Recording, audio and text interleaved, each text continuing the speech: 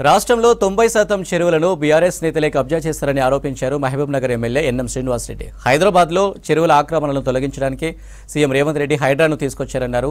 కాంగ్రెస్ ప్రభుత్వం చేసే మంచి పనులు హరీష్ రావుకు నచ్చడం లేదని విమర్శించారు.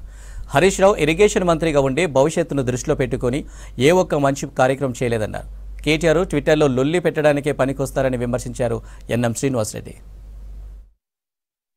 పట్టణాల్లో ఉన్న చెరువులన్నిట్లో కూడా టీఆర్ఎస్ పార్టీ నాయకులు తర్వాత స్వయంగా కుటుంబ సభ్యులు కబ్జాలు చేసిండ్రు. ఏ పట్టణానికి పోయినా కూడా ఆదిలాబాద్ నుంచి అల్లంపూర్ దాకా ఏ మున్సిపాలిటీకి పోయినా 2014 కంటే ముందు ఉన్న చెరువులలో ప్రతి చెరువులో ఏదో ఒక శాతం కబ్జాకు గురైంది. మరి 10 సంవత్సరాలు మీరు ఏం చేసిండ్రు?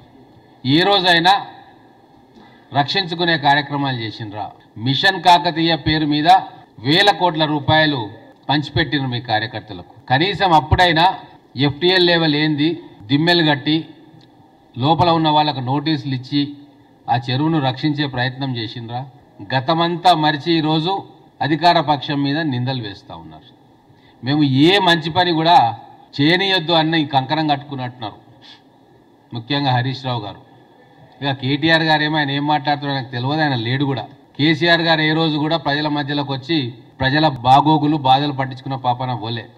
ఆయన ఎప్పుడైనా ప్రజల మధ్యలోకి వస్తున్నాడు అంటే ఆయన బాధలు చెప్పుకోనీకి వస్తాడు తప్ప ప్రజల బాధల కోసం ఏ రోజు కూడా రాలే. కేటీఆర్ గారు కేవలం ట్విట్టర్లో లొల్లి పెట్టనీకే పనికొస్తాడు తప్ప ప్రతిపక్ష వర్కింగ్ ప్రెసిడెంట్ హోదాలో ప్రతిపక్ష పార్టీకి వర్కింగ్ ప్రెసిడెంట్గా ఉన్నారు. ఆ హోదాలో ఏ రోజు కూడా ఈ 9 నెలల్లో నిర్ణయాత్మకమైన సలహాలు ఇచ్చి ఒక ప్రతిపక్ష నేతగా గుర్తింపు గౌరవం పొందలే. ఇరిగేషన్ మినిస్టర్గా ఈ ప్రాజెక్టులు కట్టేటప్పుడు, చెరువుల కట్టలేసేటప్పుడు, మిషన్ కాకతీయ చేసేటప్పుడు, పంప్ హౌజులు కట్టేటప్పుడు నువ్వే కదా మంత్రివి. ఇప్పుడు ఏ పంప్ హౌజ్ కూడా మునిగిపోకుండా సురక్షితంగా ఉందా? ఆఖరికి పాలమూరు రంగారెడ్డిలో కట్టిన పంప్ హౌజులు కూడా